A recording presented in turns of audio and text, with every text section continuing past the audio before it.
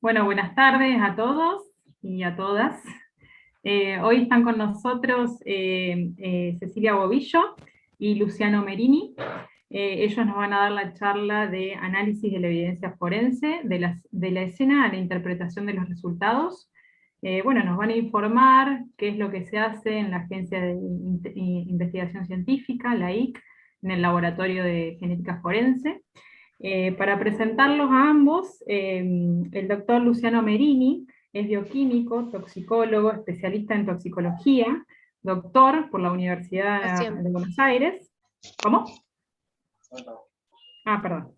Investigador de CONICET, docente de la Universidad Nacional de La Pampa y jefe de la IC de Santa Rosa. La doctora Cecilia Bobillo es bioquímica, toxicóloga, especialista en genética forense, doctora también por la Universidad de Buenos Aires, docente en la Universidad Nacional de La Pampa y directora del Laboratorio de Genética Forense bajo la órbita del Ministerio Público Fiscal. Bueno, sin más que decir, agradecerles a ambos por estar acá, por darnos todo su conocimiento y darnos también las herramientas con las que contamos los profesionales y que, bueno, muchas veces no conocemos. Sin más. Ay, perdón, para los que volvemos a repetir que silencien los micrófonos y para los que quieran consultar, si quieren escribir por chat o levantar la mano para darles la palabra mientras estén exponiendo, no hay ningún problema. Muy bien. Bueno, muchas gracias por la invitación y vamos a compartir pantalla.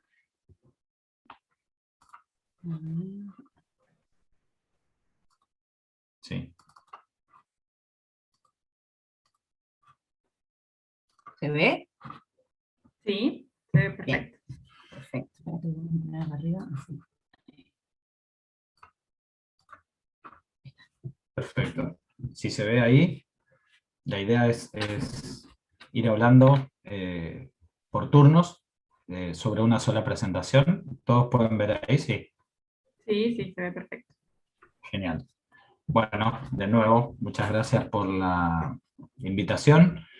La idea es comenzar con una pequeña introducción como para darle un marco de lectura a lo que vamos a ir desarrollando durante la charla. La idea es presentar cuestiones lo más precisas posibles y introducir estas cuestiones lo más localmente posible. Entonces, más allá de hablar de las pericias de manera puntual y de la Agencia de Investigación Científica de Santa Rosa, queríamos dar un pequeño marco, ¿no? Como para interpretar lo que concluiremos un poco al final.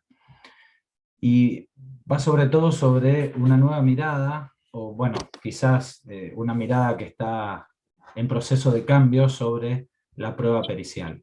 La prueba pericial es algo que lleva muchos años dentro del marco de la justicia, y que ha ido coevolucionando, en particular aquella prueba pericial asociada a la criminalística, digamos, tiene muchísimos años de desarrollo, y ese desarrollo ha ido acompañando el avance o las nuevas tecnologías científicas, pero tiene su propio recorrido, digamos, tiene su propio universo, y ha ido evolucionando más bien con la justicia a la luz de los desarrollos científicos, o incorporando desarrollos científicos que estrictamente dentro del marco de la ciencia. Entonces, de alguna manera, las pericias cumplían este rol dentro del paradigma, del viejo paradigma del sistema jurídico, ¿no? Pero con el completo cambio del sistema a un sistema acusatorio y adversarial, que tiene algunas características muy particulares, la prueba pericial pasa a cobrar una relevancia mucho mayor, y se empiezan a pedir cuestiones sobre la prueba pericial que antes, digamos, no habían estado contempladas, ¿no? O sea, el rol de la prueba va a ser darle soporte objetivo a los planteos de las partes, que ahora existen como partes, digamos, y cada una va a proponer su teoría del caso, o va a tratar de desarticular, en todo caso, alguna de estas teorías. Y esas teorías del caso se basan lo más posible se basan en estas pruebas periciales, ¿no? En su gran mayoría estas pruebas periciales son técnicas y en muchos casos son instrumentales, es decir, necesitan equipamiento y cada vez más sofisticado para resolver algunas cuestiones. Entonces, en este contexto, y siendo la prueba, habiendo cobrado la prueba esta relevancia dentro del proceso, es que se hacen nuevos cuestionamientos sobre la calidad y relevancia de esta prueba, ¿no? Cosa que antes no nos preguntábamos. Y surge en este contexto el concepto de prueba científica, ¿no? Si bien antes había, en el desarrollo criminalístico clásico, hay una base científica para todos estos desarrollos, sobre todo una base técnica para todos estos desarrollos, la prueba científica como tal entra en una nueva cuestión, ya a raíz de cuáles van a ser consideradas como efectivamente pruebas científicas y cuáles no. Esta discusión ya fue zanjada en muchos países que hicieron estos cambios hace ya muchos años, entonces nos permite tomar una mirada sobre cuáles han sido los resultados. No es una discusión sencilla, por eso queremos ponerla en este marco introductorio, y para esto nos parece que es clave un documento o un fallo que seguramente habrán visto en algún momento, habrán leído en algún momento, que es el fallo Daubert, ¿no? Es un fallo de la justicia de los Estados Unidos de América, que sienta de alguna manera cuáles son las bases para interpretar la prueba científica en su... discriminar qué va a ser considerado prueba científica y qué no. Este documento tiene un extra o una importancia, a nuestro entender tiene una importancia clave, porque no solo plantea esto, que podría haberse planteado de muchas otras maneras, digamos, no es más que definir en 4 pilares cuáles serían a la ciencia en 4 pilares, ¿no?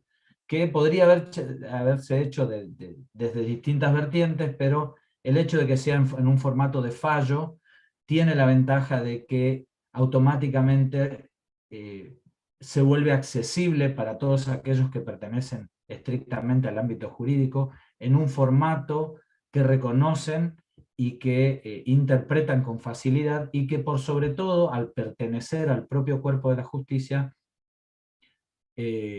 reconocen como legítimo de antemano, ¿no? Entonces todas esas cuestiones hacen que el formato fallo tenga todas las características óptimas para introducir los 4 pilares de la ciencia detrás de la prueba científica. Estos 4 pilares serían la falsabilidad, los voy a ir enumerando y discutiendo muy brevemente, porque siempre esto da lugar a mucho debate, y en general hay muchas cuestiones que vale la pena seguir conversando. Pero bueno, la falsabilidad es un punto muy relevante porque, y a veces incomprendido, porque deja la oportunidad abierta a que todas estas construcciones que va haciendo la ciencia, sus hipótesis, sus teorías, siempre quedan abiertas a la luz de los nuevos descubrimientos. Siempre pueden ser reeditadas, siempre pueden ser renovadas, lo que muchas veces se malinterpreta como que, como que son relativas, ¿no? Como que es una cuestión de opiniones, o que alguien puede tener una mirada distinta sobre lo que ocurre, sobre cuestiones que la ciencia da por fácticas, ¿no? Que no van a tener... El ejemplo clásico, digamos, serían las leyes de Newton, ¿no? O la fuerza, la acción de la gravedad. Siempre está abierta la puerta a que exista en algún rincón del universo o en otro universo un sistema en el que la gravedad no funcione de la manera que todos conocemos, y esa apertura mental es necesaria dentro de la ciencia. Pero, insistimos, si una persona salta del techo de un edificio, seguramente se va a estrellar contra el piso y la gravedad va a actuar de la manera que todos esperamos, no importa lo que esa persona opine sobre las leyes de Newton o sobre la gravedad, esto va a suceder. Y en ese caso tenemos sí certeza de que las cosas van a suceder de cierta manera. Lo que no nos estamos arrogando es la potestad sobre la verdad. Pero sí, a través de la ciencia tenemos una capacidad enorme de llegar a cuestiones ciertas, ¿sí? Podemos manejar un vehículo a control remoto desde acá hasta Marte, ¿no? Y eso en base a todos estos cálculos de una ciencia que necesita y se mantiene siempre falsable. La revisión de pares en este contexto también es importante porque el conocimiento científico de alguna manera se va acumulando como un todo, y lo que se incorpora, antes de incorporar nuevo conocimiento, ese conocimiento debe responder con cierta lógica al conocimiento previo, ¿no? O eventualmente, en casos excepcionales, tratar de reformar conocimiento previo, y eso siempre se da a través de la revisión de pares. Y no de cualquier par, digamos, yo no puedo elegir un científico amigo o el científico de moda para que revise mis resultados. Esto se hace dentro del cuerpo de científicos que representa la ciencia lo más consolidada posible, ¿no? Lo que suele suceder es que nosotros la información que nos llega o la divulgación científica que nos lleva siempre tiende a abordar cuestiones de la ciencia limítrofe, de lo que está en este momento en desarrollo y no lo que ya está consolidado. Entonces, antes de pasar a ser conocimiento científico consolidado, además de ser falsable, este conocimiento tiene que pasar por una revisión de pares. Además de esto, y otro punto sumamente controvertido, es esto de que para que una pericia o una prueba o lo que sea considerado científico, quien la desarrolle tiene que tener la capacidad de estimar o establecer con la mayor precisión posible cuál es la tasa de error asociado al desarrollo de esa medición, ¿sí? Si yo quiero medir la longitud de una mesa o la trayectoria de un proyectil o el contenido de alcohol en sangre, yo tengo que poder establecer cuál es la posible y siempre presente tasa de error.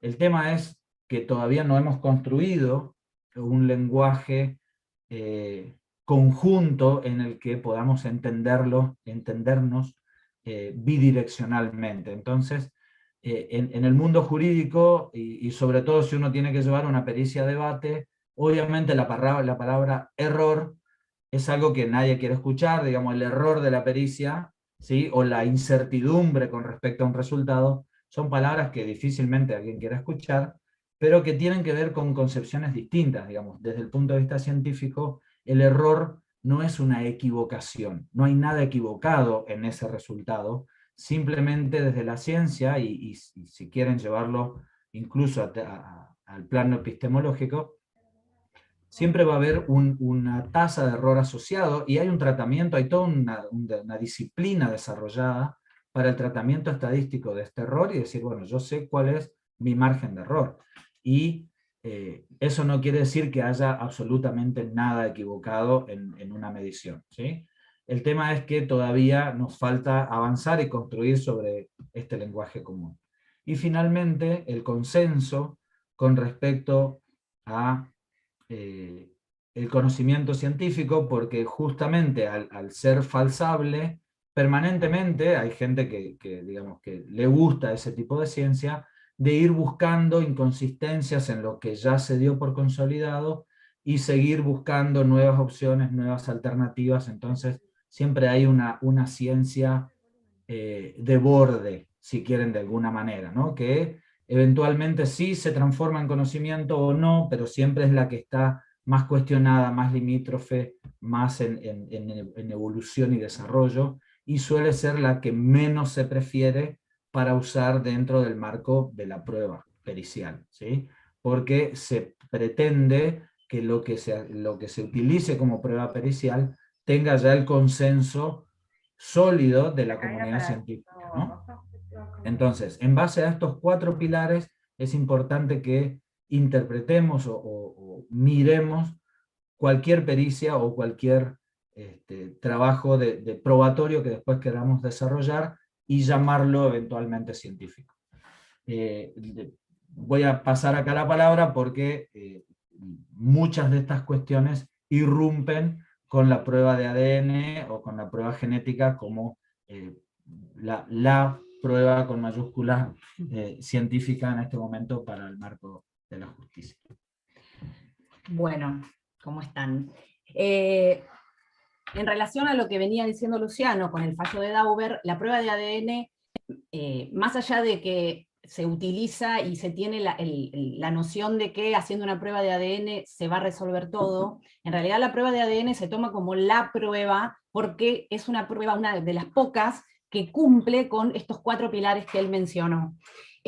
Bueno, del tema de la falsabilidad, esto sucede en todas las pruebas científicas y tiene que ver con el constante avance, en el caso de la prueba de ADN, con el constante avance de la tecnología. No es lo mismo lo que se hace hoy que lo que se hacía en los inicios, cuando se descubrió esta prueba por casualidad.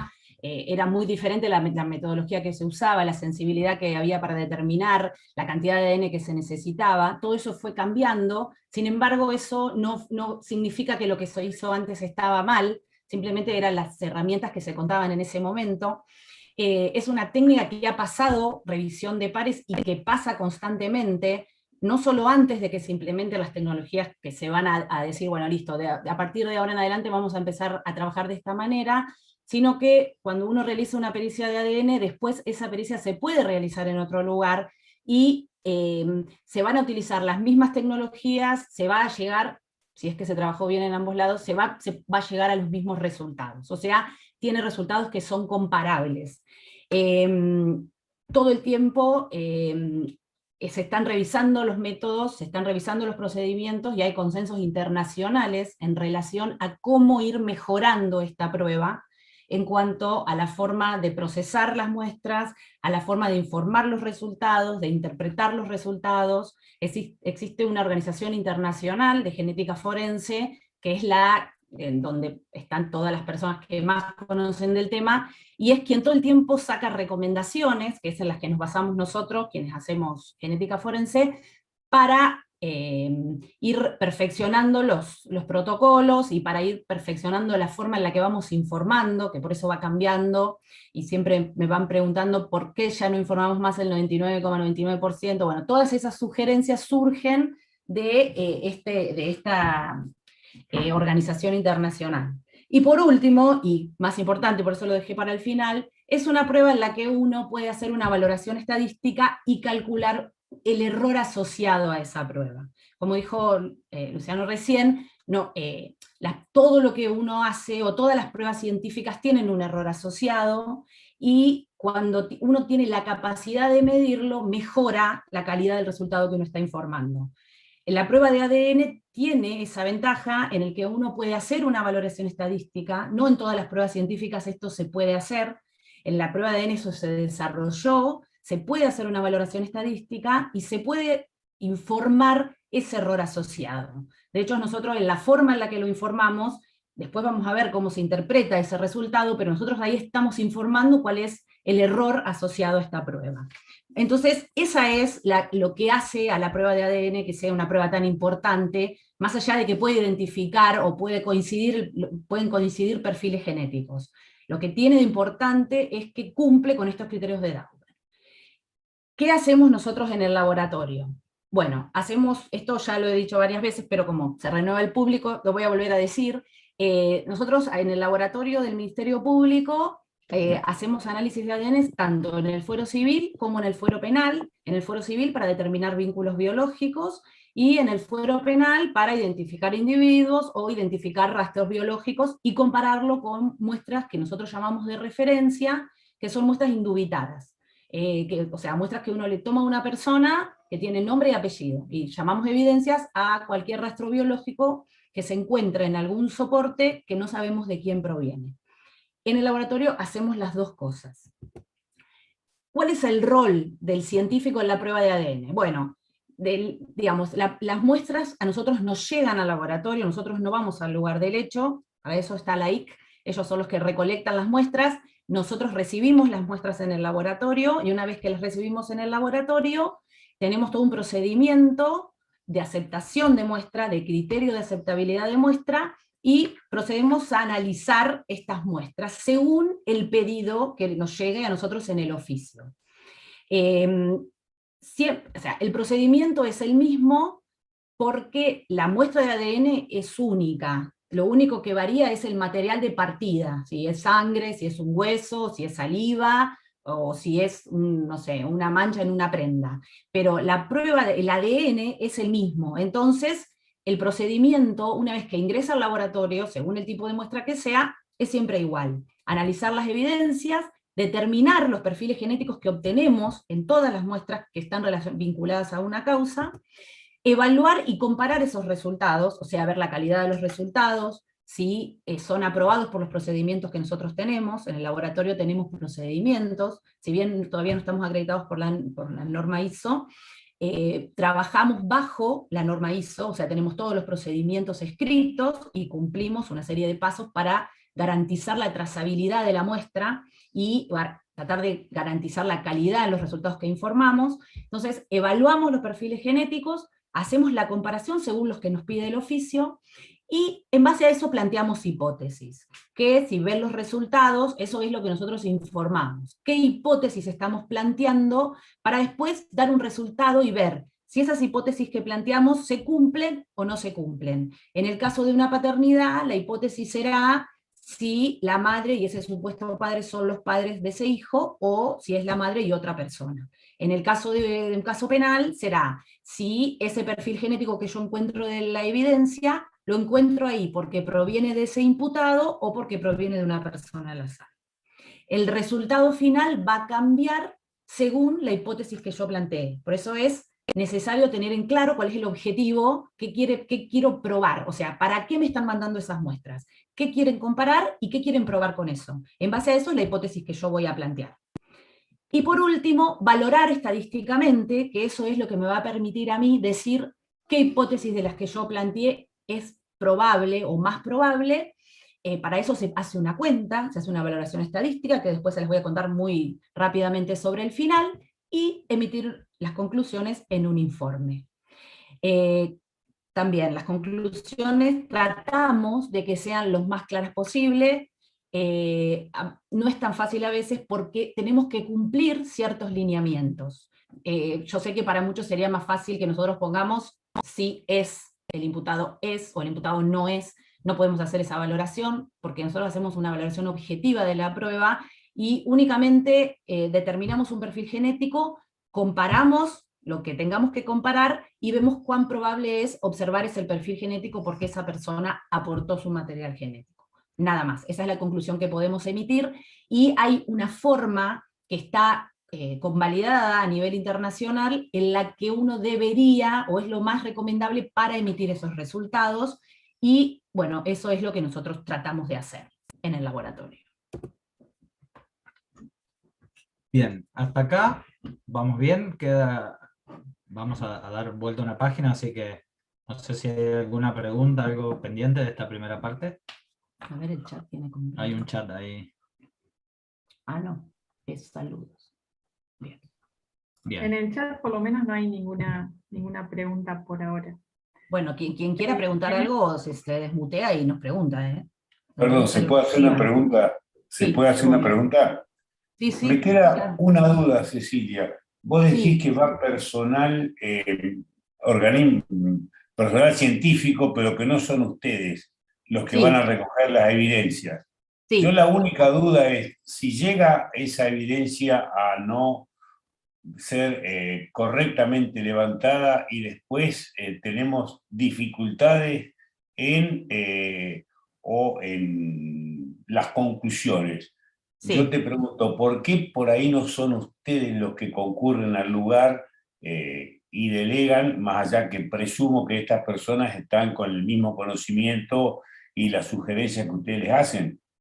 Sí, en realidad quien no va al lugar soy yo, van ellos, el AIC, digamos.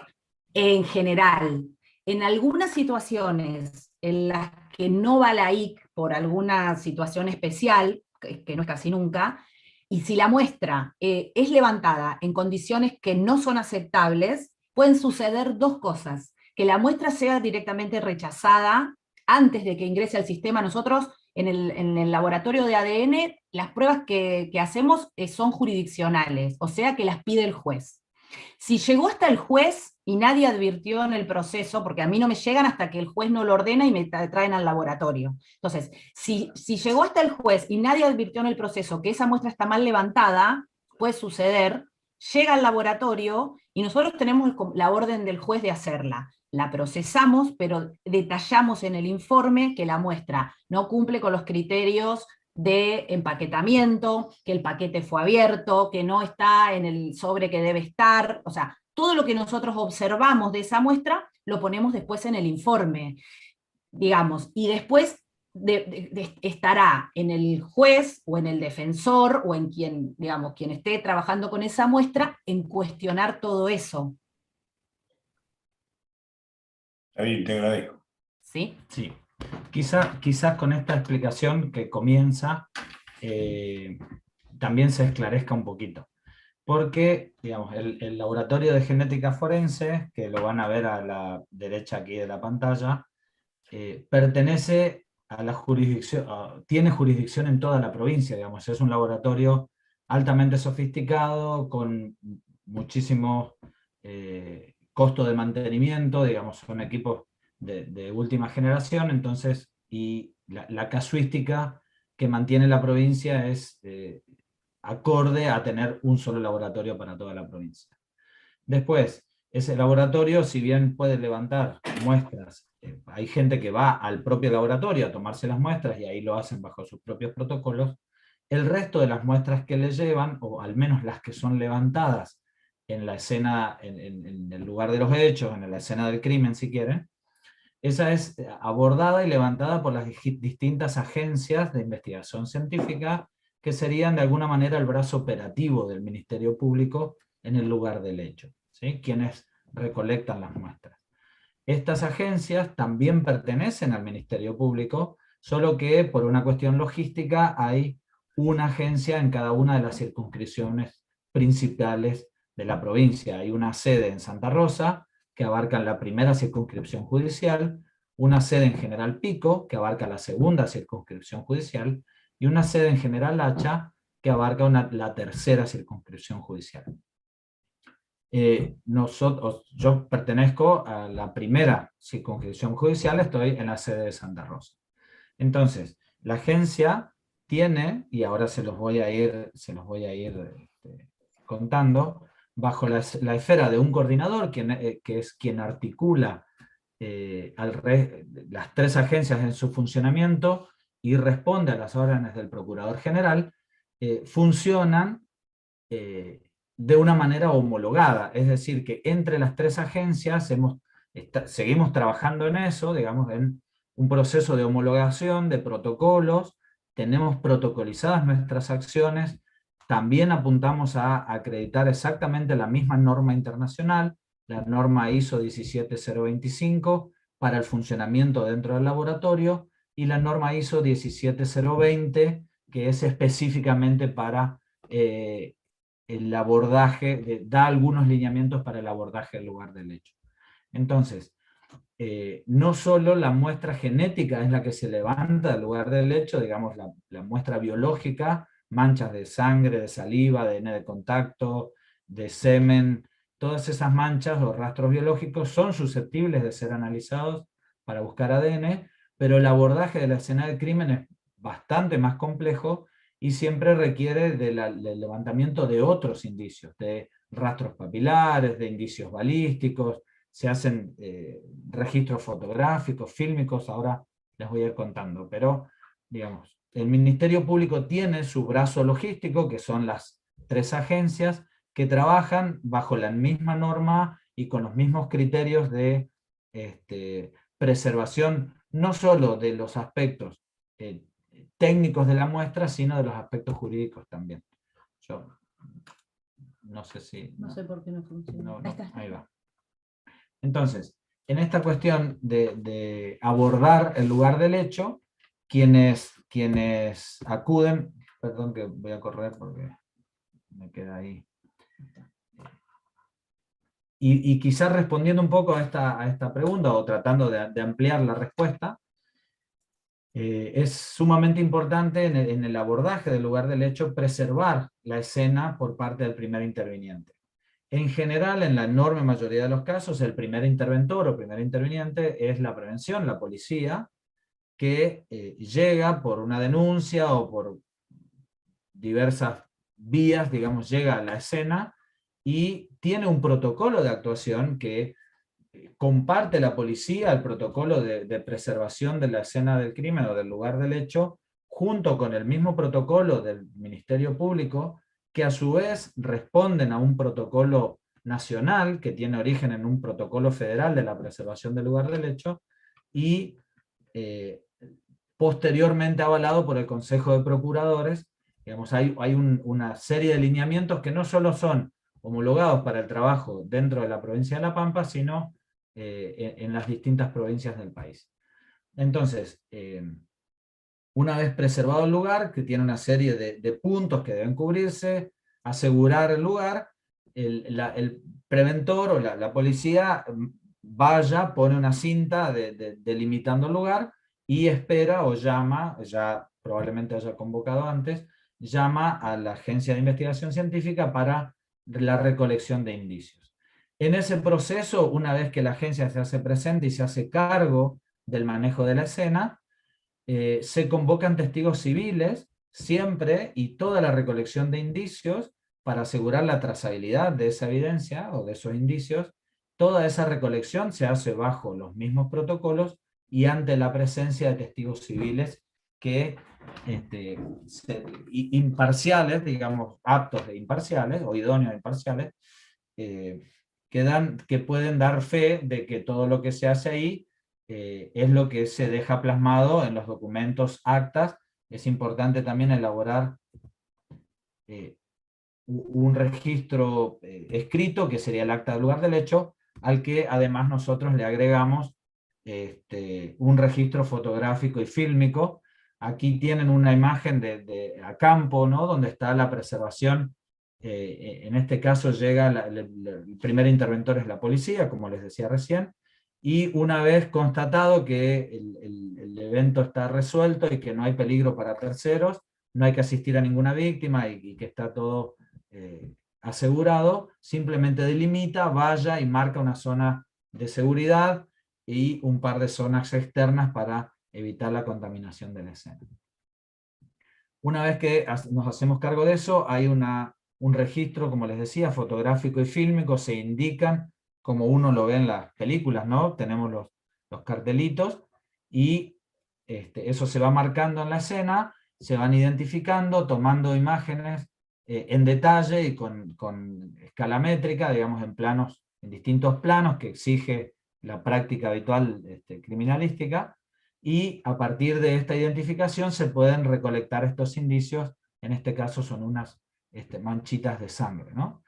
Todo esto se deja plasmado en un informe de actuación del lugar del hecho. Estas son las planillas con las que trabajamos, y además cada indicio tiene detrás la fotografía, un registro fílmico, su recolección de embalaje apropiados para que esto se mantenga inalterado en el tiempo y pueda llegar al laboratorio en las óptimas condiciones de análisis. Se elabora una cadena de custodia, ¿sí?, donde se asegura la trazabilidad. Es un registro minucioso y detallado de la serie de eventos que acompañan a un indicio desde su recolección en el lugar del hecho, donde quedan todos los datos de quién y cómo recolectó esa evidencia, a la vista de qué testigos, y a partir de ahí quién fue haciéndose responsable en las distintas oficinas de ese país. Finalmente hacemos un listado que se sube al sistema para que todos estén al tanto de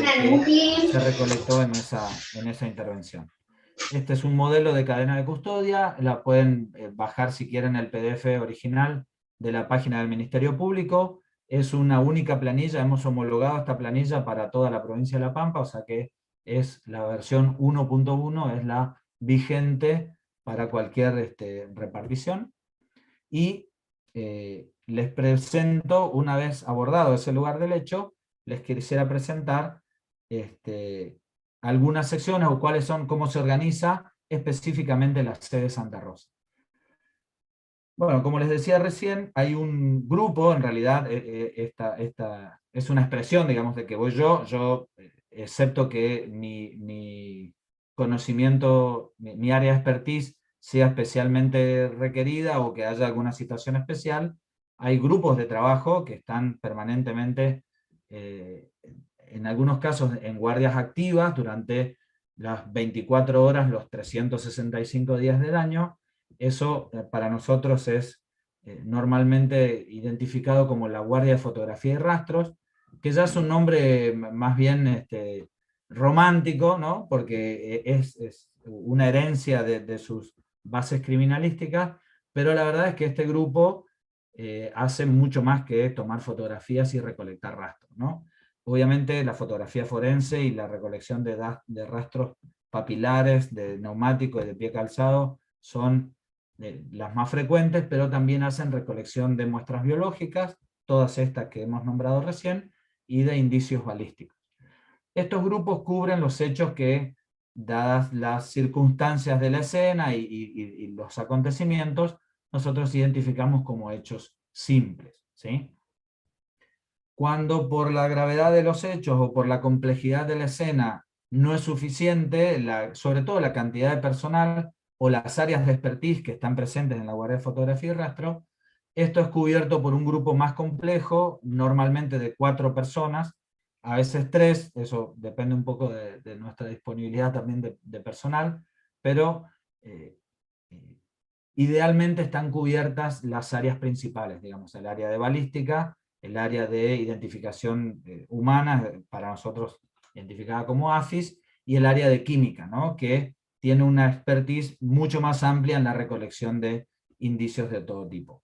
Este grupo es el que ustedes probablemente hayan visto fotografiado en la tapa de los diarios, porque son los que salen en la prensa cuando los hechos son de gran relevancia. Entonces van a ver el laboratorio forense que se traslada con todo el material a la escena, y van a ver ahí a todo el personal siendo desplegado y trabajando en la recolección de indicios. Todo esto, algunas de estas muestras, como vieron esas manchitas por ejemplo, se embalan y se remiten al Ministerio Público o directamente al laboratorio de genética, donde son después analizadas, o son traídas a la agencia, donde hay una serie de gabinetes que desarrollan toda una actividad pericial sobre los diferentes, como les decía, los diferentes indicios que se recolectan.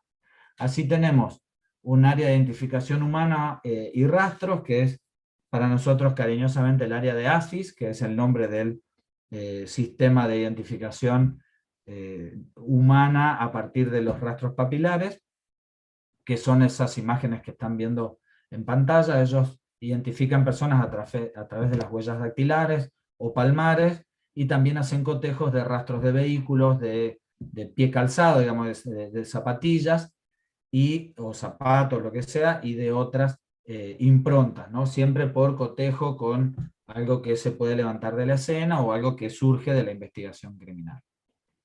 También tenemos la sección de reconstrucción virtual, donde tratamos a partir de la planimetría, esto se hace en general en hechos complejos, a partir de la planimetría que hace el grupo de abordaje, se plasma esto originalmente lo hacíamos en un plano 2D, parecido a un plano del que ofrece un arquitecto, pero actualmente hemos avanzado a una reconstrucción virtual en 3 dimensiones y con mucho más detalle gráfico.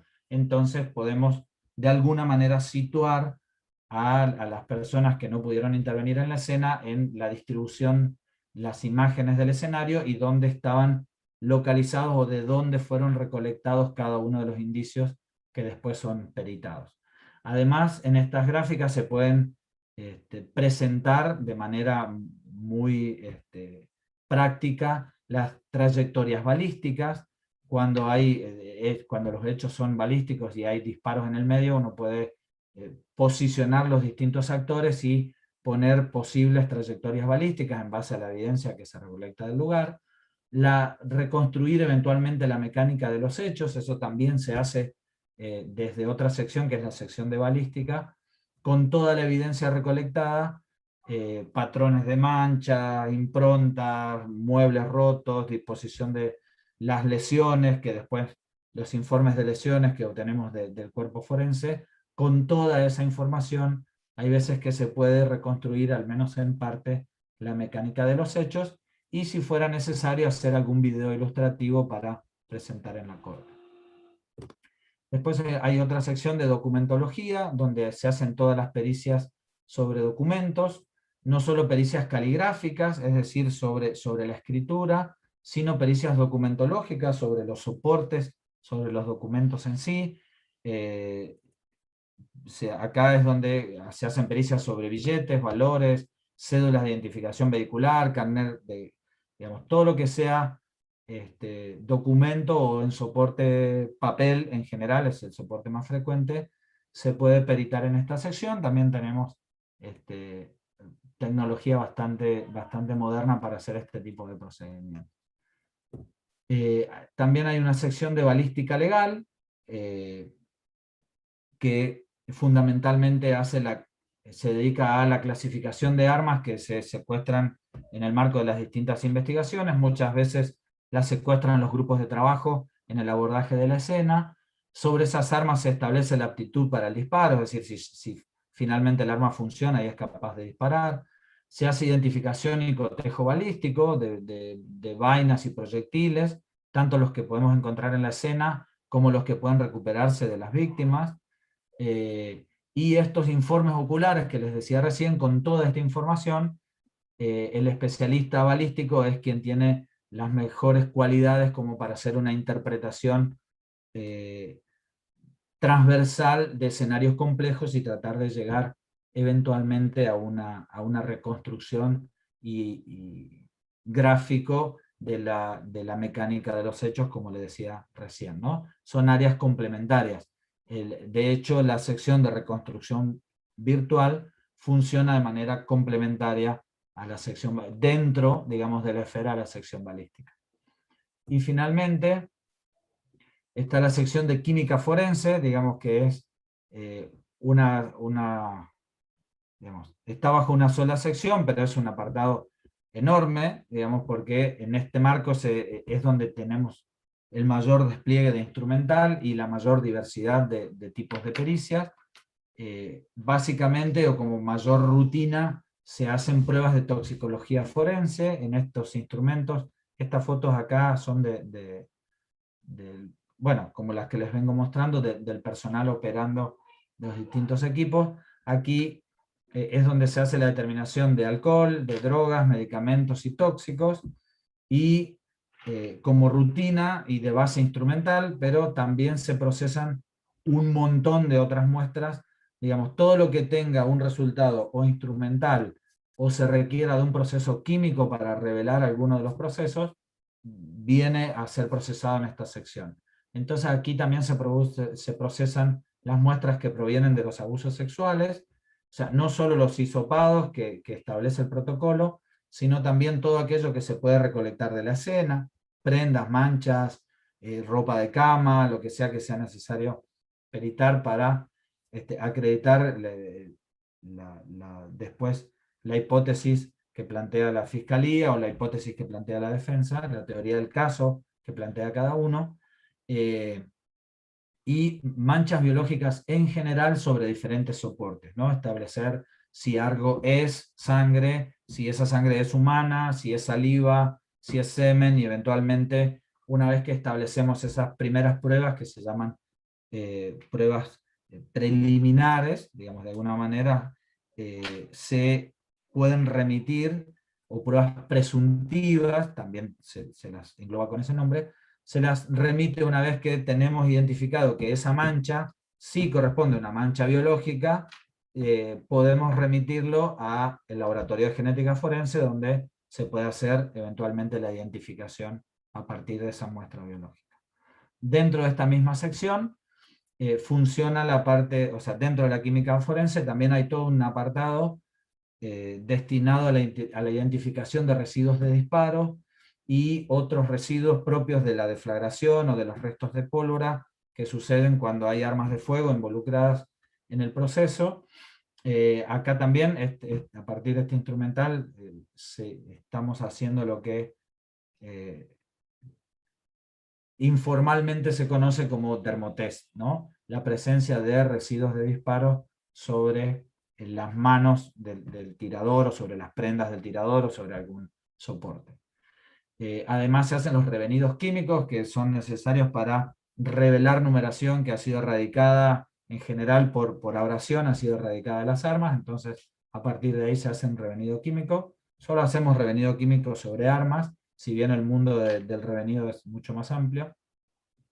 Y eventualmente tenemos instrumental para hacer un montón de otros análisis que en general apelan también a la creatividad, por decirlo de alguna manera, de los peritos o de los técnicos que trabajan en el laboratorio, ya que el área de química forense necesita de esta flexibilidad para poder adaptar procedimientos analíticos que son validados y ciertos, digamos, no hay nada improvisado en esta creatividad, con los métodos que sí tenemos ya validados y puestos en marcha. Tratamos de ver de qué manera podemos aportar nueva evidencia o nuevos resultados para el avance, o incluso para continuar con la investigación de la causa. No sé si voy muy rápido, creo que voy tratando de avanzar y dejar el mayor tiempo posible para que hagan todas las preguntas que quieran y poder pasar al intercambio. Como les dije, muchísimas de estas pruebas se hacen presuntivas en nuestro laboratorio. Todos estos informes después son redactados, elaborados y esperamos que interpretados a la luz de estos conceptos que hablamos de la prueba científica al inicio de la charla. Entonces ya una vez derivadas cualquiera de estas muestras de sangre, semen, saliva, cabellos o lo que sea al laboratorio de genética forense, continúa, digamos, la prueba estrella. Bien, bueno, para hacer una introducción un poquitito sobre qué es el ADN y qué es lo que estudiamos nosotros en el laboratorio, en particular cuando hacemos una prueba de ADN, que después, si bien sea ya tanto civil o penal, todo va a terminar en el mismo lugar, lo que nosotros estudiamos es una pequeña porción del ADN que es no codificante. ¿Esto qué quiere decir? Que son secuencias que no se traducen en nada, en ninguna proteína, que no están en ningún gen. Cuando nosotros hacemos el análisis de ADN, simplemente analizamos marcadores que van a tener una característica única en un individuo que lo va a permitir identificar, que no tiene que ver con ninguna enfermedad, con si va a ser gordo o flaco, con si va a tener mucho colesterol, nada de eso podemos analizar nosotros. Simplemente analizamos secuencias que son no codificantes y repetidas. Bien cortito, el ADN está en el núcleo de la célula y está compactado en cromosomas. Estos cromosomas recibimos la mitad de la información genética a través de un progenitor y la otra mitad a través de otro. Eso es lo que nos permite identificar a una persona. Si yo hago un análisis de ADN de una persona sin tener con quién comparar, no es posible identificarla. La única manera en la que yo la puedo identificar es comparando con alguien de quien venga sus genes. Y siempre las mejores personas, o quien se prefiere para comparar, son los progenitores, porque es quien da una transferencia directa de estos genes. ¿Sí? Quiere decir que te los pasa tal cual los tiene. Estos cromosomas, que son los que permiten identificar y son únicos de cada individuo, están localizados en los cromosomas que se denominan autosómicos, que son del número 1 al número 22, los que ven ahí. También dentro del núcleo de la célula están los cromosomas sexuales, que son los que van a definir el sexo de una persona, que es el cromosoma X y el cromosoma Y. Si tiene 2 X es una mujer, si tiene un X y un Y es un varón. La característica que tienen estos cromosomas es que, si ustedes se fijan, no son iguales, o sea, no son homólogos, entonces no se pueden mezclar cuando van a dar origen a un individuo nuevo, lo que sí pasa con los otros 22. Y eso también a nosotros nos sirve como una herramienta. Además del análisis de estos marcadores, tanto de los marcadores autosómicos como los cromosomas sexuales, podemos analizar el ADN mitocondrial. El ADN mitocondrial es un ADN diferente que se utiliza para evaluar el linaje materno, que es el análisis que se hace mayormente en el banco de datos genéticos en Buenos Aires, en donde se buscan hijos de desaparecidos. Bueno, es un análisis que se hace frecuente porque ahí se puede determinar la línea materna. Eso es, en general, los análisis que hacemos, y esos son los resultados que después van a encontrar en el informe, en esa famosa tabla que tiene numeritos, está relacionada con esos marcadores que se encuentran en cada uno de estos cromosomas, que son los que nosotros analizamos. Ahora, ¿qué tipo de análisis hacemos? Bueno, ya les dije que estos fragmentos que están ubicados en los cromosomas autosómicos son los que me permiten identificar a un individuo, porque esos son característicos y únicos de cada individuo.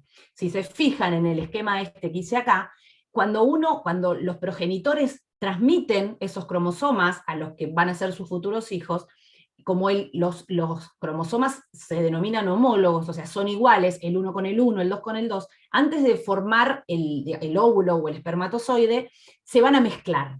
Y de esa mezcla de unos va a salir un uno que es completamente distinto al de la madre y al del padre. Es distinto, pero a su vez tiene partes de cada uno. Eso es lo que hace que el hijo no sea idéntico al padre. Entonces a mí me lo permite identificar.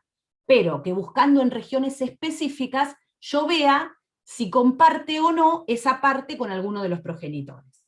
Entonces, la característica de los cromosomas autosómicos es que recombinan y generan una combinación nueva, diferente a la de los progenitores y única de cada individuo.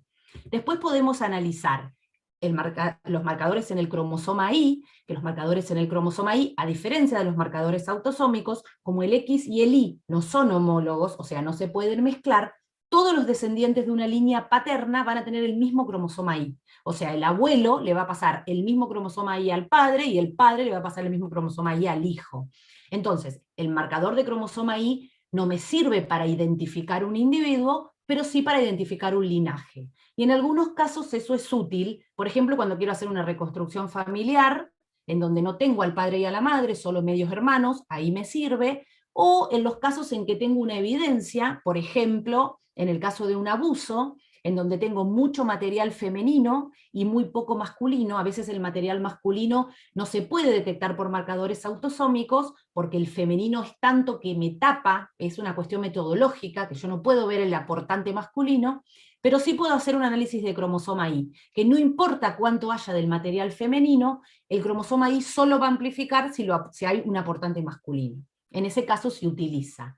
No es tan representativo como los marcadores autosómicos, porque no puede identificar, pero sí me sirve para confirmar lo que veo con los marcadores autosómicos.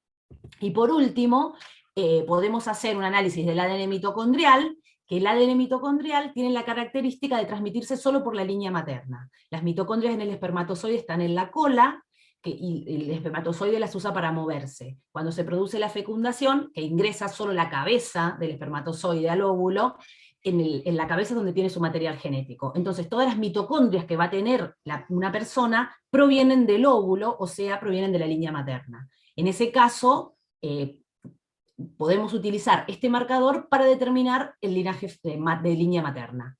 ¿Cuándo se utiliza?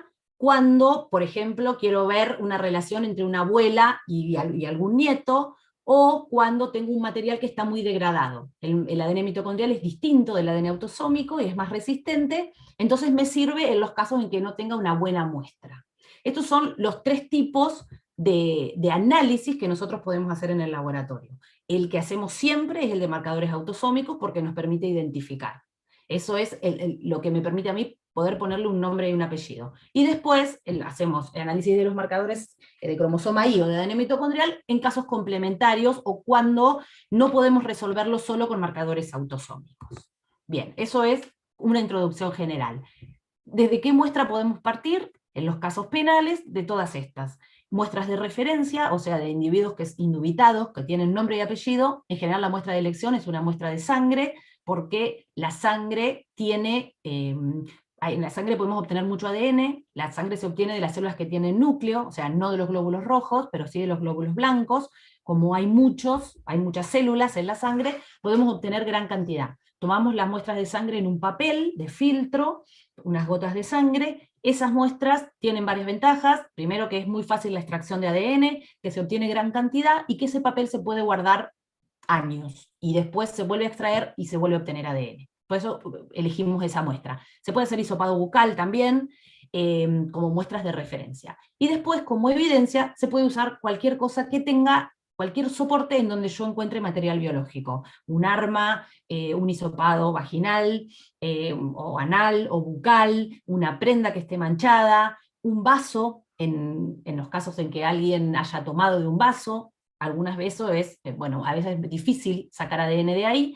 Digamos, la calidad del perfil que yo voy a informar va a depender de la muestra de la que yo parto. Si yo parto de una muestra de sangre, seguro voy a tener un buen perfil de ADN. Si yo parto de un vaso para ver si esa persona tomó o no, va a depender de un montón de factores. La cantidad de ADN que se denomina de contacto que puede haber en un vaso, por ejemplo, yo puedo encontrar ADN en donde la persona tomó, donde apoyó la boca, que en ese caso quizá encuentre más cantidad porque hay células de descamación de la boca, o donde la persona agarró el vaso, que en ese caso va a haber, si es que hay células de descamación de la piel. Eso tiene que ver con un montón de factores. Hay personas que descaman, o sea, que dejan más ADN que otra, depende del tiempo que pasó entre que la persona agarró el vaso y yo lo analicé, en qué medio se encontraba ese vaso. Son muchas condiciones que todavía no han permitido que la ciencia estandarice y diga, bueno, si pasó tanto tiempo voy a encontrar ADN, si está en tal lugar. Hay algunas cosas que nos orientan. Si yo sé, por ejemplo, que el objeto estuvo en un techo y llovió y pasó una semana, y lo más probable es que en ese objeto no pueda obtener ADN de contacto, que haya tocado. Ahora, si eso está conservado y pasó muy poco tiempo, tengo más chances de encontrarlo. ¿Sí? También, si se sabe que si yo tengo un objeto que alguien tocó, pero después se manchó con sangre, por más que sean dos ADNs diferentes, la carga de material genético que hay en una muestra de sangre, metodológicamente a mí no me va a permitir ver el ADN que puede haber por consecuencia de haber tocado ese vaso. ¿Sí? No porque no esté, sino porque la sensibilidad de la técnica que tenemos actualmente no permite que yo pueda ver ese ADN en tan baja proporción. Entonces, uno no puede a priori decir, esto no me va a dar, pero en algunas cuestiones está más orientado a si va a tener un resultado o no va a tener un resultado. Entonces, la muestra de partida para obtener ADN puede ser cualquier material biológico. Simplemente va a cambiar la metodología que yo voy a utilizar para sacar ese ADN del núcleo de la célula, que va a ser muy diferente a un hueso a lo que puede ser en una sangre. En una sangre lo puedo sacar fácilmente y rápidamente. En un hueso a veces tardo 3 meses en romper toda la estructura del hueso. Son todos procedimientos químicos que hacemos en el laboratorio para liberar ese ADN y poder analizarlo. Una vez que lo liberamos, lo que hacemos es analizar estas regiones que están en los cromosomas que se repiten, que se llaman STRs, y se repiten diferente número de veces. Eso es lo que en el informe aparece en la tabla con números, como 16, 18, 9, 10. Bueno, eso tiene que ver con las veces que se repiten esas secuencias repetidas en los cromosomas. Analizamos estas secuencias en particular, que son no codificantes, o sea, no tienen que ver con ninguna enfermedad. Simplemente todos las tenemos. En todas las personas, en esas regiones de los cromosomas, están estas secuencias que se repiten. Lo que varía entre individuos es la cantidad de veces que se repite entre nosotros. Estos son los cromosomas que analizamos, y los marcadores, estos son los que aparecen en la tabla. Esto se llama D1 porque está en el cromosoma 1, este se llama D2 porque está en el cromosoma 2, y así en general orientan en qué cromosoma están ubicados esos marcadores. Esto es el perfil genético de una persona, así se ve, luego de que yo hice todo el análisis y analicé esas muestras en un secuenciador automático, que es un equipo que tenemos en el laboratorio, que lo que nos arroja, el resultado que nos arroja son estos picos, y cada uno de estos picos representan esas repeticiones, o sea, las veces que se repite ese marcador en el cromosoma de esa persona. Por ejemplo, este que está acá en verde, que dice D16, es un marcador que está ubicado en el cromosoma 16 y que en esa persona se repite, como tiene 2 cromosomas 16, en uno de sus cromosomas 11 veces y en el otro 13 veces. Esto es característico de esta persona, pero no único de esta persona. Quizá yo también en este marcador tenga 11, 13, o cualquiera de ustedes. No es único de esta persona. Lo que es único de esta persona es la combinación de todos estos marcadores. Por eso, a medida que más marcadores se analizan, más discriminativo es y mejor resultado obtengo. ¿sí? Pero, como esto no es único de cada persona, y más de uno podemos compartir el mismo perfil genético, necesitamos hacer la valoración estadística al final para decir, bueno, ¿lo aportó este o aportó la muestra a otro que tiene el mismo perfil genético? Bueno, eso es lo que nosotros valoramos estadísticamente, porque no es único de cada persona. ¿Qué hacemos una vez que nosotros tenemos ese perfil genético? Bueno, en los casos penales, en general, lo que nos piden es evaluar una evidencia y comparar esa evidencia con muestras de referencia, que en los casos penales son víctima e imputado. Acá, un ejemplo de una evidencia que es una muestra que está mezclada. ¿Cómo me doy cuenta que está mezclada? Porque los marcadores genéticos tienen que tener como máximo 2 picos, uno de un cromosoma y otro del otro, ¿sí? En este caso nosotros vemos que en cada uno de los marcadores hay más de 2 picos, en todos hay 3 o 4 picos. Que haya 4 a mí me da la idea de que al menos hay 2 personas que aportaron su material genético a esta evidencia. Entonces, ¿qué hago? Bueno, comparo esa evidencia que me dio con los perfiles genéticos que yo tengo de referencia. En este caso, víctima e imputado. Entonces veo, la evidencia tiene el perfil 15, 16, 18. La víctima tiene el perfil 15 y el imputado tiene 16, 18. Eso quiere decir que esta mezcla puede ser una mezcla de 2 aportantes en donde uno sea la víctima y el otro sea el imputado. 15, 16, 18. Lo mismo para este marcador, voy mirando uno por uno y veo si en todos coinciden los picos con las referencias, en este caso con la víctima y con el imputado. En este caso la víctima es 15, 15.3, que son estos dos, y el imputado es 13, 18.3. El equipo, cuando muestra el resultado, lo muestra en orden de tamaño, no de quién fue el aportante, digamos. Eso después lo tenemos que deducir nosotros. Entonces lo que hacemos es comparar la evidencia que tenemos con las muestras de referencia para cada uno de los marcadores, en todos los colores, y después evaluar los resultados que tuvimos para redactar un informe. ¿Cómo redactamos un informe? Una vez que comparamos esta evidencia con las muestras de referencia, vemos, si no hay coincidencia, o sea, si en esa mezcla yo no encontré al imputado o a la víctima o a ninguno de los dos, directamente se informa que se obtuvo un perfil mezclado en donde no se pudo detectar el aporte ni de la víctima ni del imputado, y no se hace ninguna cuenta, porque no encuentro identidad genética, entonces no hago ningún cálculo. Ahora, ¿qué pasa si yo veo que coincide todos los perfiles con la víctima y el imputado? No digo, está la víctima y el imputado. ¿Por qué? Por lo que les dije antes, porque me pueden decir, bueno, pero ese 15-17 lo tiene la víctima, o lo tiene el imputado, pero también lo puede tener otra persona. Sí, lo puede tener otra persona, pero yo voy a valorar estadísticamente cuán probable es que esté ahí porque lo aportó esa persona, o que esté ahí porque lo tiene otro y de casualidad lo aportó ahí, ¿sí? Entonces hacemos una valoración estadística cuando vemos esa coincidencia. ¿Cómo se hace la valoración estadística? Bueno, para hacer la valoración estadística primero tenemos que plantear la hipótesis. En base a la hipótesis cambia el resultado. Entonces, primero planteo una hipótesis. Una hipótesis 1, que digo, la evidencia es una mezcla de material genético de la víctima y del imputado, o sea, ellos dos aportaron en la evidencia, o la evidencia es una mezcla de 2 individuos seleccionados al azar en la población. Por ejemplo, si se trata de una mancha sobre una bombacha. Es una mezcla de 2 personas que no son ni la víctima ni el imputado. Y valoro estadísticamente cuán probable es una cosa con respecto a la otra. ¿Cómo lo valoro? Bueno, sí, algo que me olvidé, que las hipótesis deben ser mutuamente excluyentes, o sea que no puedo decir lo mismo en el denominador y en el nominador. Tienen que ser basadas en el oficio que me pide quien me lo pida, que en general es el juez, a pedido del fiscal, pero también puede ser a pedido de la defensa, cualquiera de los dos puede pedir hacer un análisis de ADN, y también va a estar basado en la observación que yo haga, porque si a mí me piden una cosa, pero yo lo que observo es otra, o sea, a mí me mandan una evidencia con 2 imputados, y me dicen que yo valore cuál es la probabilidad de que el imputado 1 haya aportado, pero yo veo que es el imputado 2 el que aportó, la cambio la hipótesis, porque yo estoy viendo otra cosa en los resultados.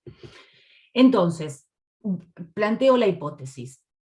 este es otro caso. La víctima, el sospechoso mató a la víctima ahorcándola con una soga, esa es la hipótesis, lo que me pide el fiscal que yo pruebe, por ejemplo. Entonces voy a plantear una hipótesis 0, en donde digo que el sospechoso aportó el material genético a la evidencia, o que le aportó un individuo al azar, ¿sí? Una hipótesis diferente de la anterior, porque es un caso diferente. ¿Cómo hago para valorar este azar? ¿Con qué tiene que ver este azar? Bueno, con la probabilidad de que cualquiera de la población comparte esos alelos sin ser ese sospechoso. Y eso va a tener que ver con cuán frecuentes son esas repeticiones en la población. Para poder hacer este cálculo estadístico, primero yo necesito tener una tabla de frecuencias de cada uno de estos marcadores en la población. Eso está publicado, existe a nivel internacional y además para cada país. Y nosotros de hecho en La Pampa hicimos una propia. En cada lugar existen bases de datos que no cambian mucho en cuanto a la frecuencia para cada uno de estos marcadores.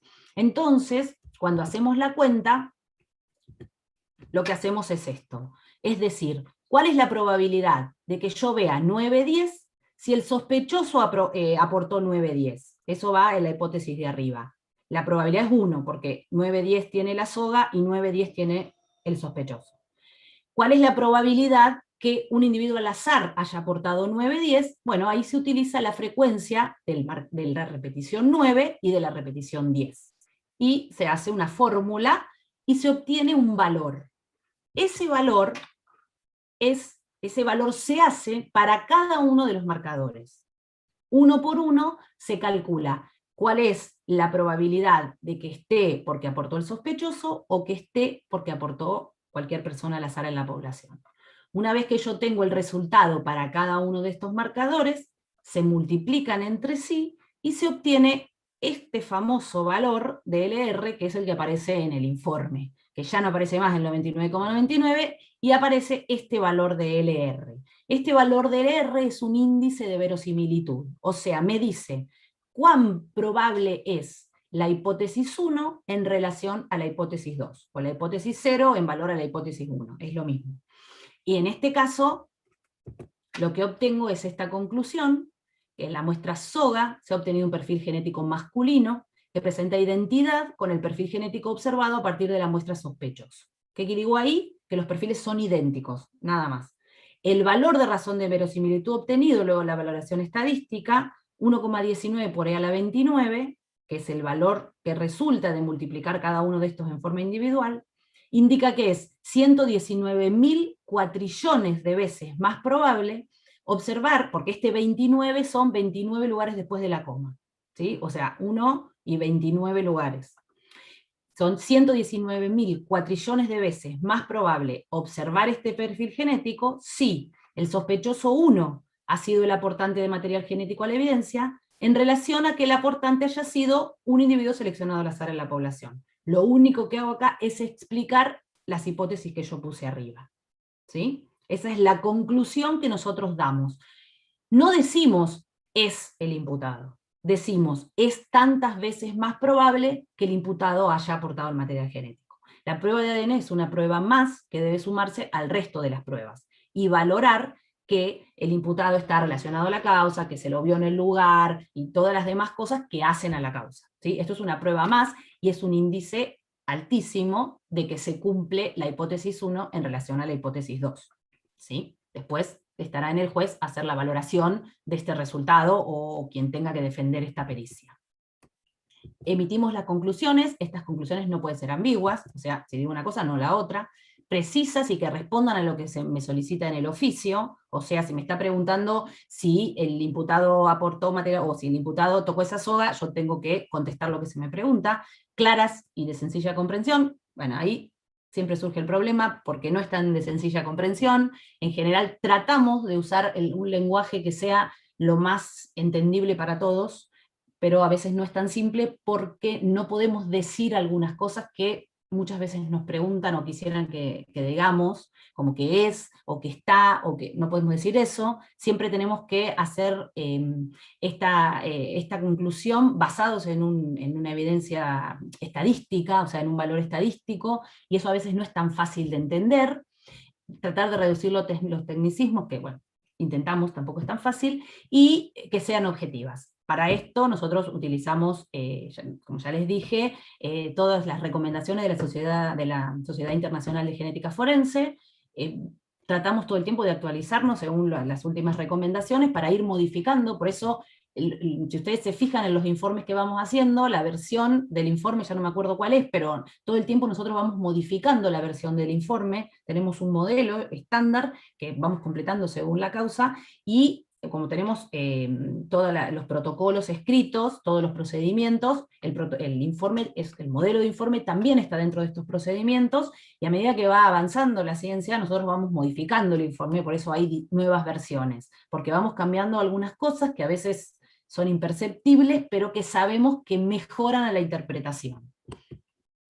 Bien, ahora, ¿cómo esta prueba puede ayudar a la justicia? ¿O por qué es una prueba importante, pero necesita cumplir algunas cosas para poder ser realmente ese como superhéroe que se cree que es la prueba de ADN? Primero, que tiene que ser personal calificado para realizar este análisis, como no se puede realizar en cualquier lado, porque hay que tener en cuenta varias cosas para poder emitir un resultado que sea confiable, o que dé que arroje un resultado que sea reproducible y que tenga garantía de calidad, ¿sí? Los procedimientos tienen que estar validados. Eso quiere decir, yo tengo que tener en el laboratorio puesto a punto todos los métodos para garantizar que hice lo mejor posible dentro de lo que tengo en el laboratorio para garantizar ese resultado. Tiene que estar probado para decir, bueno, si yo procedo de esta manera, voy a obtener el mejor resultado posible, ¿sí? Para eso hay que validar los procedimientos, los equipos tienen que estar validados. Tiene que haber una correcta comunicación del resultado. Esto tratamos de hacerlo y de mejorarlo todo el tiempo. Hacemos encuestas al final de año, tratamos de mejorarlo. A veces no es tan fácil, pero tratamos. Muchas veces lo hacemos en forma telefónica, cada vez que nos llaman. Y para que esta prueba sirva también tiene que haber una verificación del otro lado. ¿Qué quiere decir esto? Que quien nos está pidiendo la prueba, o quien, digamos, en general, quien nos pide la prueba es la fiscalía, pero podría ser tranquilamente la defensa. Quien está evaluando esta prueba, ya sea la defensa o el juez, incluso la misma fiscalía, debería tener conocimiento de lo que nosotros hacemos para poder validar esta prueba. ¿Eso qué quiere decir? Preguntarnos, ver si cumplimos con los controles, si tenemos los procedimientos validados, si la muestra cumple con los criterios de aceptabilidad. Todas las partes deberían tener conocimiento de todo esto para poder hacer un seguimiento de la muestra y que esta prueba tenga aún más valor. Y después hacer una correcta valoración, o sea, entender qué significa ese LR que nosotros estamos informando, ¿sí? Poder entender todo el procedimiento que se llevó a cabo, poder entender la conclusión, y bueno, para eso hay que tener conocimiento de un poco esto que les estoy contando, y saber qué es lo que uno está buscando, ¿sí? Por otro lado, saliendo un poco de la parte penal, de lo que hacemos nosotros en la parte penal, quería contarles también que desde el año 2018 se aprobó en La Pampa una ley, que es la Ley de Registro de Datos Genéticos, que es la Ley 3099. Quizá a algunos de ustedes les ha pasado que han tenido algún cliente que cuando va a hacer una declaración de imputado, le dicen que se tiene que tomar una muestra para esta ley, para la ley 3099, para ser cargada en la base de datos. Bueno, esta ley lo que dice es que se debe hacer una base de datos tomando muestra de todas las personas que están imputadas por todos los delitos, imputadas o condenadas, ¿sí? Pero desde la imputación. Se les toma una muestra, y esa muestra es cargada en una base de datos, en forma anónima y codificada por un código de barras. Además de las muestras de los imputados, tomamos muestra de todo el personal de las agencias de investigación científica que intervienen en el lugar del hecho, de toda la policía de la provincia y de todas las personas judiciales que pueden estar relacionadas con el lugar del hecho, y se utilizan como muestra de descarte en casos de que observemos una contaminación, ¿sí? Esta base de datos que tenemos en la provincia utiliza un software que se denomina CODIS, que es el que utilizan en Estados Unidos. O sea que en realidad lo diseñó el FBI, pero se utiliza en 58 países en la actualidad. Es una base de datos en la que uno incorpora los perfiles genéticos en forma anónima, con un código de barras. Nosotros tenemos una base de datos paralela, en donde tenemos asociados los nombres con los códigos de barra, no los perfiles genéticos, y se cargan todos estos perfiles en forma anónima de todas muestras de referencia, de imputados y de evidencias que no han sido resueltas en distintas escenas. Esa es la finalidad de la base de datos. Actualmente hay más de 90 millones de perfiles cargados en el mundo. Por ejemplo, en Europa utilizan esta base de datos en forma local, y después para comunicarse entre países, una vez a la semana comparan entre los distintos países de la comunidad europea, para ver si encuentran alguna coincidencia. Nosotros acá en Argentina, en 3 provincias tenemos esta base de datos, Córdoba, Mendoza y La Pampa, somos las 3 provincias que utilizamos el CODIS. Intercambiamos información entre nosotros en forma anónima para ver si encontramos match entre las provincias. Actualmente la base de datos nuestra tiene casi 3.000 muestras, que representan el 0,8% de la población. Es chica, pero vamos ahí, vamos bien. Obtuvimos hasta el momento 3 match, o sea, 3 coincidencias entre evidencias que no habían sido resueltas y imputados que se fueron cargando a medida que fue pasando el tiempo. Pero bueno, les quiero contar que de Latinoamérica la base de datos más grande que hay es la de Mendoza, que tiene casi 63.000 perfiles, que representan el 3% de la población, y que utilizando esta base de datos le permitió resolver más de 270 casos que tenía pendientes. Y bueno, la utilidad, si bien es controversial en algunos sentidos, esto de que se cargue al imputado en el momento de la imputación, el que abarque a todos los delitos y que se tome la muestra desde ese momento, permitió resolver un montón de casos, porque a nivel nacional existe una ley que es solo condenados por abuso sexual, y eso como que limita mucho las coincidencias que uno encuentra. La mayoría de los casos, o la mayoría de las causas, la mayoría de los imputados comienzan con causas simples, y después terminan en homicidios o abusos. Eso es lo que se ve estadísticamente. Entonces, el hecho de tenerlos desde el inicio, desde la imputación de cualquier delito, hace que esta base sea más rica para poder encontrar coincidencias. Creo que eso es todo lo que les quiero contar. Y bueno, nada, gracias por escucharnos, y si quieren preguntarnos. Si quieren pueden preguntar a través del chat o levantar sus micrófonos para hablar. No sé si hay alguien. Yo por lo pronto tengo una preguntita, así rompo el hielo. Cuando hay una evidencia, a ver si entendí bien, cuando hay una evidencia, es decir, que no se sabe de quién es, y comienza la investigación de un delito, o sea, nosotros como tanto la Fiscalía o la Defensa, pues se puede pedir que se coteje con la base de datos que existe. ¿Cómo es el pedido ese? Nosotros lo hacemos sin que nos lo pidan. O sea, suponete que nos llegue una causa, ¿no? En donde hay una evidencia e imputados, y la evidencia me da un perfil diferente de todos los imputados que tengo, o de todas las muestras de referencia. Antes de informarlo a quien me lo haya pedido, yo lo meto en la base de datos como una evidencia NN, que no sé de quién es, y hago la comparación con todas las muestras que tengo. Todas, la policía, los imputados, todos, cualquiera. Si yo no encuentro ninguna coincidencia, la informo así como el perfil que obtengo. Y si llego a obtener una coincidencia con alguien que no es alguien que esté relacionado a esa causa, se dispara todo un procedimiento. Le informamos a quien a quien tiene la causa, le informamos que en la base de datos se obtuvo una coincidencia, que hay que repetir esa muestra, o sea, se vuelve a citar a ese imputado que no está relacionado a esa causa, se lo vuelve a citar, se lo imputa en esa causa, se le asigna un defensor, viene al laboratorio, se le vuelve a tomar la muestra, se repite el perfil genético para confirmar que efectivamente sea el perfil genético que dio match con esa muestra. ¿Entendés? O sea, no se pide que se compare. Antes de informar, nosotros la cargamos en la base de datos y la comparamos. Y después otra pregunta. Cuando vos dijiste lo de la probabilidad del LR, ¿cuándo la probabilidad es excluyente? ¿Cuándo podemos considerar que es excluyente? Cuando directamente ponemos se excluye o no se puede observar la presencia de material genético de imputado y víctima. No hago ninguna cuenta. O sea, si se obtiene un LR. Se considera un LR representativo mayor a 10.000.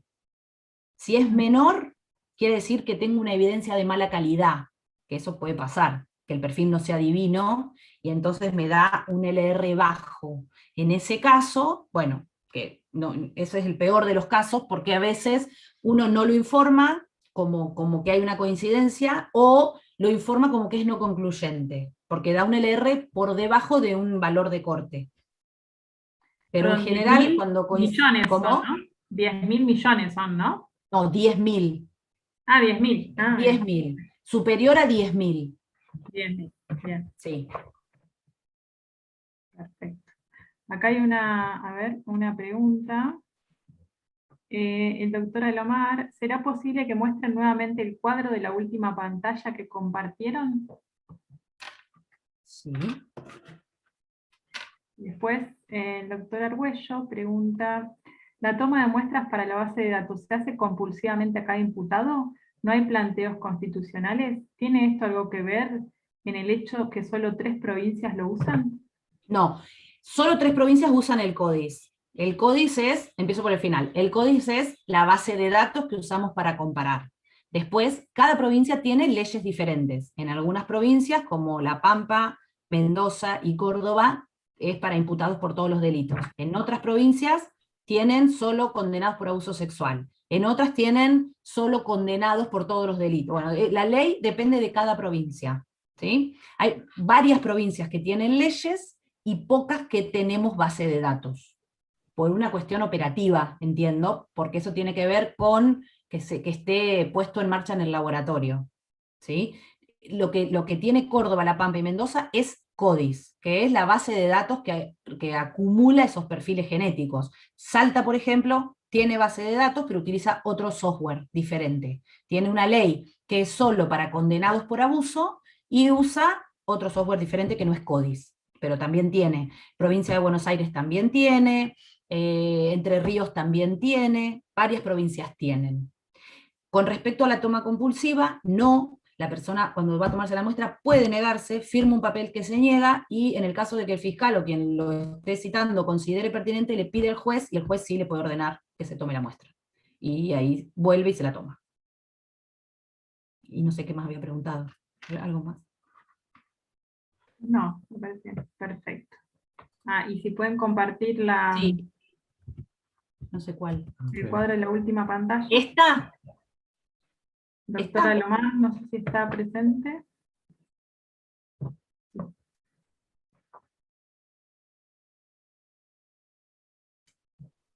¿Está? O sea, no lo escucho. Sí. Hola, buenas tardes. Hola. Sí, esa era que la alcancé a ver a la pasada y no sabía a qué se refería. Esto es el total de casos resueltos, que esto es lo de Mendoza, me preguntás, ¿no? Sí, no sabía si se refería a Mendoza o a qué, porque pasó Sí. así, digamos, vi los datos y no sabía qué era. Por eso Sí, quería... se refiere a Mendoza que tiene toda esta cantidad de muestras ya, pudo resolver 275 evidencias que no tenía resueltas, ¿no? Y, digamos, todas estas evidencias, estos son los distintos casos que pudieron resolver de evidencias que eran NN, que una vez que cargaron las muestras estas de todos los imputados, bueno, le hizo match o les coincidió. Esos son casos en los que, por ejemplo, roban en un lugar, y quien roba deja una muestra de sangre, pero nunca se encuentra quién es la persona que cometió el delito.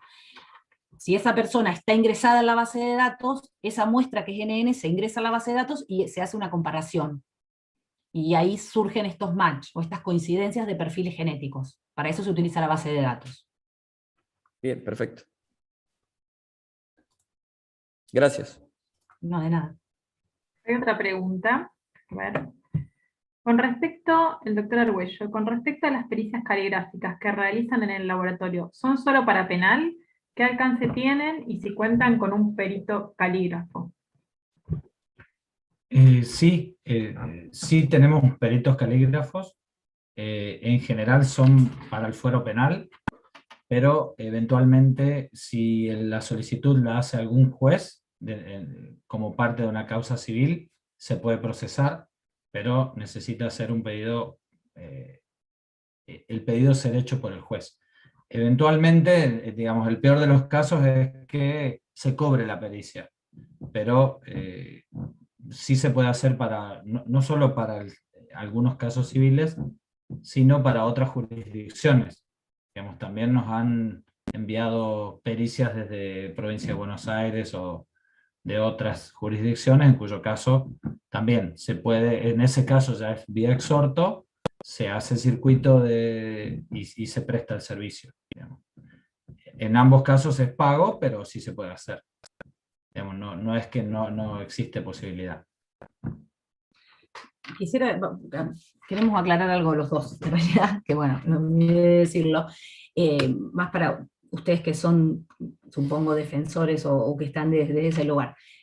Tanto la agencia como el laboratorio depende del Ministerio Público, pero no del Ministerio Público Fiscal, ¿sí? Depende de la procuración, o sea, son laboratorios que trabajan en general a pedido del juez o de quien solicite la pericia, que puede ser el fiscal o puede ser el defensor que tenga esa causa, ¿sí?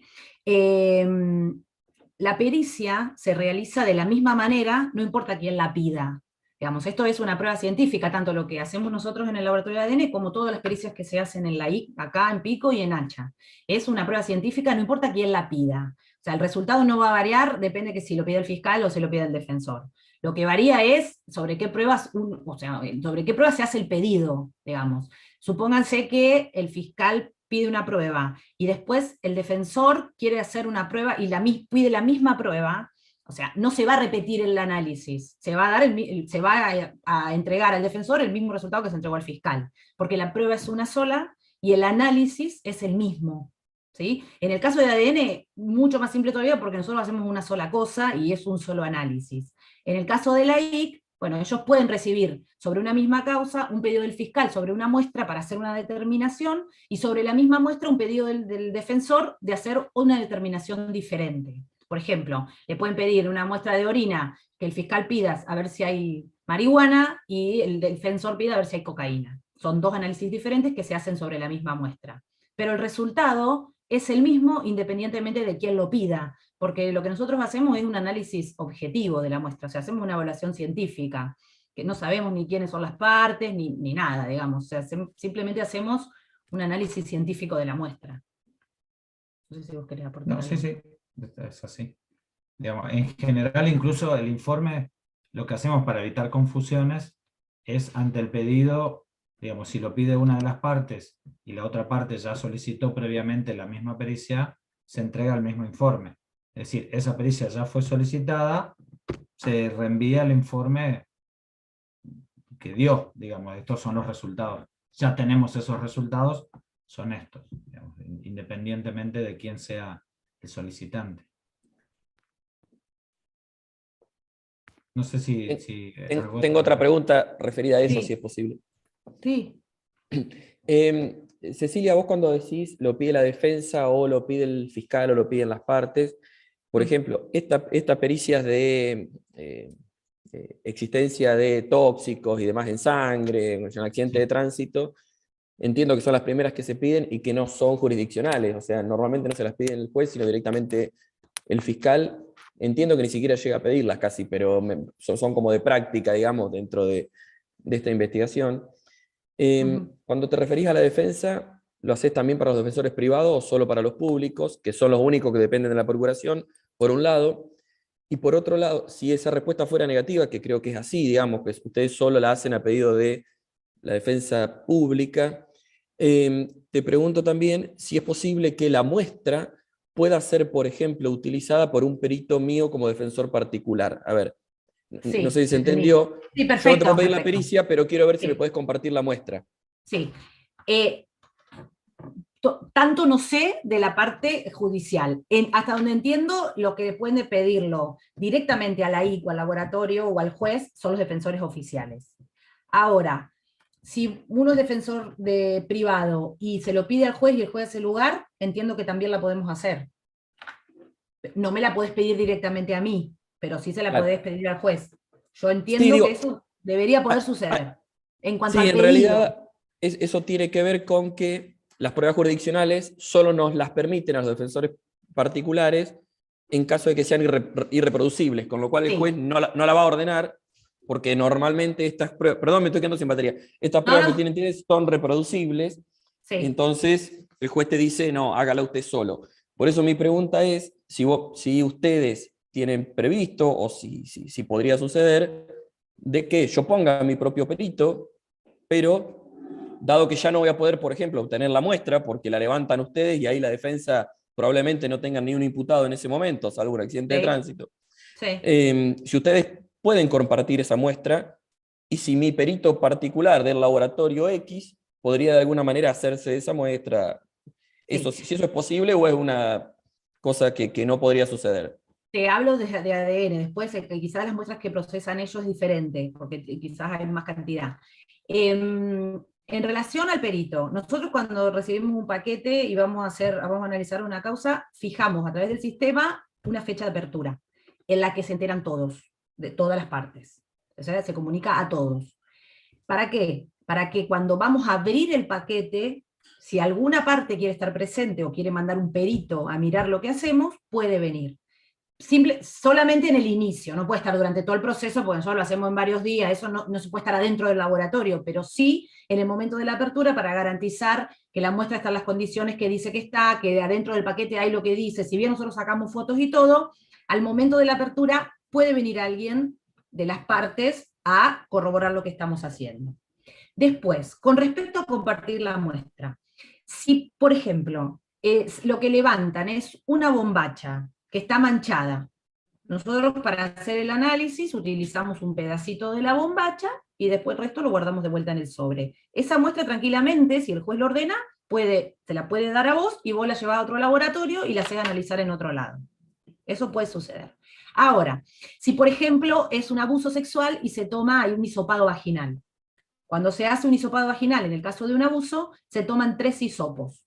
El hisopo 1, que es el primero, que es en el que supuestamente uno levanta la mayor cantidad de ADN, el hisopo 2, que va a la IC, en donde ellos hacen las pruebas presuntivas, y el hisopo 3, que es un hisopo que queda para contraprueba. Ese hisopo puede ir a vos. Y si vos querés hacer, porque de hecho es para hacer una contraprueba, que no la voy a hacer yo, obviamente, porque yo ya hice la prueba inicial, ¿entendés? ¿Qué puede suceder? ¿Que el hisopo 3 tenga menos material que el 1? Sí, pero bueno, es en el orden en el que se toma y se prioriza la prueba que está pedida en el momento, que es el pedido de ADN que se va a hacer en el laboratorio oficial, digamos. Después, pero sí queda, lo que no te va a quedar es un pedazo de mi hisopo. Porque, por ejemplo, el hisopo es una muestra muy chiquitita que yo la uso toda.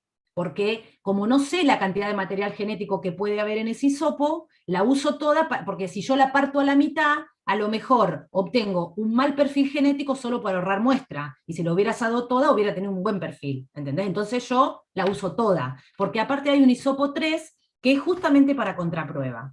Entonces, en la mayoría de los casos, existe la posibilidad de que vos lo hagas en otro lado. Si, por ejemplo, la IC va a un lugar y dice, bueno, no sé, un robo, entró por la ventana, vamos a hisopar la ventana para ver si hay ADN de contacto, eso es un solo hisopo. Y no hay contraprueba, porque se hisopa toda la superficie con uno solo para levantar la mayor cantidad de ADN posible. Y esa muestra yo la uso toda. Y ahí no te queda material remanente y no lo puedes mandar a ningún lado. Pero si en el momento que se inicia la causa y se levantan las muestras, vos ya sos defensor y sabés que se levantó ese tipo de muestra, bueno, podés mandar un perito al laboratorio para que vea el inicio de la pericia, qué sé yo, eso sí lo podés hacer, digamos. En la mayoría de los casos hay muestra remanente y vos la podés repetir, en algunos otros no. Y eso tiene que ver con una cuestión técnica, o sea, no con que no te quiera dar la muestra, digamos. Sí, en el caso de la agencia funciona exactamente bajo ese mismo protocolo. Digamos, nosotros al momento tenemos el material, tenemos el pedido de ejecución de la pericia, a través del sistema se cita a las partes a estar presentes al momento de la apertura, y sí puede venir, también está abierta la posibilidad de que venga no solo el abogado, sino que eventualmente una persona que tenga conocimientos técnicos a acompañar el proceso, digamos, no va a venir a ejecutar la pericia la ejecuta el perito, pero sí a controlar, sí, a controlar que esos procesos sean los apropiados, que, o sea, hay conocimientos o un control de legalidad, probablemente lo pueda hacer el abogado, pero controles técnicos, de decir, bueno, cuáles son los procedimientos que se llevan a cabo, cómo se asegura la trazabilidad. Nosotros todo eso lo tenemos ya puesto por norma, digamos, la trazabilidad de la muestra, el registro, la codificación de la muestra, cómo pasa una sección a la otra, los cuadernos donde quedan, los libros de actas donde quedan registrados todos los procedimientos analíticos que se van llevando a cabo, las calibraciones, las certificaciones, los controles de calidad internos. Digamos, todo eso nosotros lo tenemos puesto en el laboratorio porque entendemos que así debe funcionar un laboratorio y es lo que de alguna manera asegura el cumplimiento de esta norma. Digamos, para laboratorio estrictamente es la ISO 17025.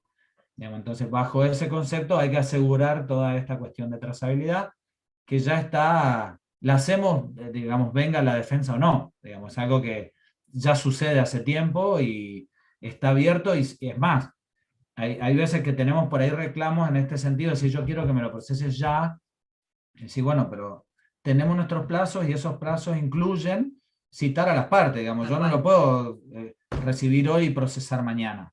Yo tengo que invitar a las partes, darles un tiempo razonable para que puedan venir a presenciar, a hacer un control de legalidad, que está la cadena de custodia, que están los sobres como tienen que ser, bueno, que todo corresponde, y proceder a la pericia.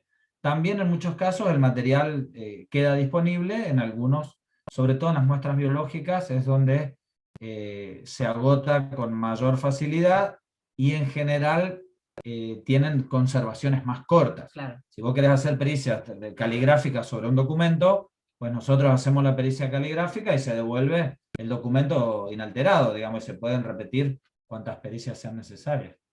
De hecho, hemos tenido, puntualmente en las pericias caligráficas, hemos tenido pericias donde nos han pedido ampliaciones, y luego de las ampliaciones se han peritado en estudios privados, y vuelto a peritar, digamos, han ido, que no eran concluyentes, que no eran tan sencillas. En general hemos tenido muy buenos resultados, digamos, así que también nos sirve como un control de calidad externo, ¿no? Cuando se lo lleva alguien más y hace todo su esfuerzo y termina concluyendo lo mismo, digamos, también nos da un buen feedback. A ver, quería preguntar algo, me parece que se desmutió. No, ¿qué tal? Yo simplemente a lo que comentaba Mariano, sin saber, no entiendo demasiado el penal, pero me parece que puede haber algunos planteos, o puede ser medio complicado el tema con respecto a la cadena de custodia, precisamente, ¿no? Cuando la muestra sale y es analizada por otro laboratorio, seguramente puede llegar a haber planteos no desde lo técnico, sino desde lo legal, por el tema de la cadena de custodia. Lo que pasa es que una vez que nosotros hacemos el informe, digamos, todo lo que pasa con la muestra es registrado en la cadena de custodia, ¿no? Incluso que yo se la voy a dar a Mariano para que la lleve a otro laboratorio. Eso va a quedar registrado en la cadena de custodia. Después, el laboratorio él sabrá, como defensor, a dónde va a llevar esa muestra. Si la va a llevar a un laboratorio que hace los análisis y no los deriva a otro lado, que cumple los criterios de calidad, que tiene los procedimientos avalados, claro, que, ¿entendés? Todo eso, y que sabe cómo rellenar esa cadena de custodia y se hace responsable. Porque después él va a tener que defender como defensor la pericia. ¿Entendés? Claro. Entonces, sí, ahí ya va a depender del defensor qué va a hacer con esa muestra. Porque nosotros la hicimos, la informamos y ya está. Y esa muestra después es decomisada en muchos casos. ¿Entendés? O sea, la cadena de custodia, cuando una vez que uno la entrega, ya está, completa el último eslabón y ya yo me desligué de la muestra, digamos. De ahí va a depender de quién se la lleva y a dónde la lleva. Y si esa después puede pelear si tiene validez o no el resultado que tiene en otro lugar. Sí, sí. Debería cumplir al menos estas características, digamos, claro, tener un laboratorio que esté acreditado o que tenga su norma, sus protocolos, todo por escrito, su trazabilidad, controles, certificaciones, digamos, que cumpla con todos estos estándares para justamente respaldar la confiabilidad de los resultados, ¿no?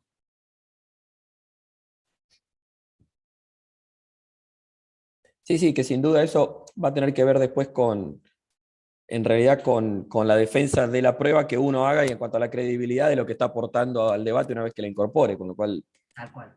obviamente, Tal cuanto cual. más acreditado esté el laboratorio o cuanto más cumpla con eso, pero muchas veces también depende de la facilidad o de la posibilidad cierta y real y efectiva, más allá de la teoría o de la ley o de lo que fuere, que tengamos de poder acceder a eso. Pues si yo la Sí. pido y me dicen, sí, pero llévela usted, doctor, y tenemos un problema porque después cuando lo presentás en el debate te dicen, pero la prueba te la llevaste vos y qué sé yo qué hiciste. Y es mucho más Claro. confiable Cecilia Bobillo que el defensor del imputado. Entonces, no es una cuestión personal, digamos, pero digo, No, más vale. desde lo más vale. teórico, Sí, obvio. o desde el lugar del juez se ve así, y muchas veces en las defensas tenemos esas complicaciones que Sí, pueden pasar, lo que digamos. pasa que, bueno, en un punto es así, Claro. ¿entendés? Porque lo que en general sucede con la muestra es, la levanta la I, o sea, yo no te digo que tenés que confiar en nosotros porque somos del Ministerio Público, digamos, pero bueno, es el No, lo que laboratorio pasa del es Ministerio que, Público, es lo que hay. Cecilia, O sea, no, pero el problema no es una cuestión de desconfianza desde lo personal, sino no. desde la propia hipótesis de investigación que vos te podés plantear, por ejemplo, cuando vos levantás una muestra, y está claro que, y no es que es así, no hay mucha otra forma de que funcione tal vez, pero cuando vos levantás una muestra ya tenés una hipótesis de la cabeza, probablemente el fiscal Seguro. le haya dicho al policía que va a levantar la muestra, vamos a ir hacia acá porque ya Sí. advirtió algo, qué sé yo, tenés, llamarle sesgo o lo que fuere, que puede variar hasta en cómo levantar las muestras. Estimo que los protocolos En general servirán para nosotros todo, tenemos, pero... en general eso, por lo menos en las agencias de La Pampa, funciona de manera, o sea, primero que las agencias, si bien parte del personal sigue siendo el antiguo personal policial adscrito a su función dentro del Ministerio Público, pertenecen a la esfera del Ministerio Público y tenemos, digamos, nuestro propio protocolo de recolección. Si el fiscal estuviera presente en la escena o a partir de algunos, digamos, del feedback con la policía por cuestiones de avanzar en la investigación criminal, hay algunas cuestiones que nos pueden orientar en decir, no sé, recolectar o tomar, agregar ciertos indicios que no son parte de la rutina, pero nosotros tenemos nuestro propio protocolo de trabajo y juntamos lo que nosotros consideramos oportuno dentro de la escena. Si alguien quiere sugerir algo más de juntar, sí, pero nosotros no dejamos nada detrás en la escena postergado porque alguien diga, no, acá lo que pasó es que entró por la ventana y saltó por el techo. Bueno, sí, vamos a tomar de la ventana, sí vamos a tomar del techo, pero además vamos a aplicar nuestro protocolo en las demás habitaciones, agotar las instancias de investigación y hay dos cosas más que son importantes en nuestros procedimientos. Todo eso se hace a la vista de los testigos, digamos, no se pone nada, no se recolecta nada que no esté viendo el testigo. Eso lo hace, o sea, por ahí, digamos, por ahí no. Es laborioso y la implementación de todos estos protocolos nos ganamos unos cuantos abucheos porque la intervención de la agencia ahora consume tiempo, un hecho complejo mínimo toma 3 horas de intervención, mínimo, ¿no? Entonces, porque hay un procedimiento, hay que esperar al testigo, el testigo tiene que acompañar la foto, el video, después decir, bueno, acompáñame por favor, acá está, vamos a ir marcando, la persona ve cada cosa que se marca, y tiene que estar presente al momento de la recolección, porque el recolector y testigo deben estar al momento en el que eso entra al sobre y se cierra, lo firma el recolector, lo firma el testigo y se lacra de manera inviolable, se le adjunta a la cadena custodia y un rótulo. Entonces, las últimas 2 personas que vieron qué se metió dentro del sobre fueron el recolector, que firma la cadena custodia, y el testigo, que está también ahí y en el sobre. Entonces, eso nos ayudó un montón a que las personas que no querían hacerse cargo del paquete porque yo decían, yo qué sé que hay adentro del paquete. Acá vos decís que hay un hisopo y yo qué sé, capaz que hay otra cosa. Hacerles entender que no son responsables del contenido, sino de la integridad y el transporte, tomó un tiempo, pero ahora cerramos el circuito, entonces ese paquete cuando finalmente llega al laboratorio con un detalle minucioso de cada una de las personas que lo tuvo en su poder, llega al laboratorio, se cita a las partes, idealmente está la defensa y la fiscalía presente al momento de la apertura, y se abre el sobre y se verifica que la cadena de custodia esté correcta y que coincida lo que dijo el recolector, que el sobre esté intacto, que las firmas sean las originales, que sea todo transparente, se abre y se perita. Digamos. Entonces, nosotros tenemos nuestra independencia y nuestros propios elementos de transparencia, más allá de que podamos aceptar la recomendación por una cuestión de la propia investigación. En general, la investigación criminal es la que mejor orienta a juntar algo, así, bueno, nosotros esto lo vamos a juntar sí o sí, no importa lo que nos digan desde afuera. Si alguien viene y sugiere algo que no está en el estándar, pues se agrega, no hay ningún problema, después veremos si sirve o no. Y ante esa circunstancia, lo que se suele hacer es dejar la escena clausurada. Si es una vivienda en particular, se sella, se lacra y lo firman los miembros de la agencia que dejan eso cerrado, y se deja una consigna policial. Porque técnicamente también es, digamos, prácticamente imposible agotar la investigación criminal en una primera instancia, porque no tenemos todos los... Y surgen primeras hipótesis de escenarios posibles, pero no se agota la investigación ahí. Entonces, eso queda preservado, se trabaja con un protocolo estándar que en la enorme mayoría de los casos, no requiere de otra intervención, Entonces, pero sí hay veces que la investigación criminal surge un allanamiento y encuentran tal cosa, y decir, mirá, vamos a volver porque, nada, hay un adorno que estaba en el placar, que no sé, que es algo que nadie se le hubiera ocurrido levantarlo en primera instancia, y se vuelve a intervenir con otro procedimiento, con otros testigos, como si fuera desde cero, y se busca eventualmente lo que se necesitara buscar, a pedido de quien sea requerido, digamos, no es imposible. Entonces, sí, digamos, tratamos, sabiendo un poco de esta situación, tratamos de darle la mayor transparencia posible. La objetividad es algo que viene con nosotros, digamos, porque ambos somos de la vertiente científica, digamos, yo sigo siendo investigador del CONICET, y tenemos ya este modo de pensar y de ver las cosas. Entonces, nuestro interés está en garantizar poder hacer eso, es decir, si la pericia va a ser una sola, digamos, no importa incluso a qué sede. Hay gente, o sea, hay veces que piden de Pico y decir, bueno, la pericia de Pico va a ser exactamente la misma que la de Santa Rosa, excepto que Pico no tenga los recursos técnicos, que a veces eso pasa, que no tenga todo el equipamiento que sí tiene Santa Rosa. En ese caso, la agencia lo deriva internamente, lo devuelve a Pico, y Pico lo entrega como si... Muchas veces viene el propio perito a usar el equipamiento de Santa Rosa, hace su pericia con nuestro microscopio, por ejemplo, o macroscopio, y vuelve con sus resultados y trabaja de manera independiente, pero lo que sale de las tres agencias tiende cada vez más a estar en lo finito homologado.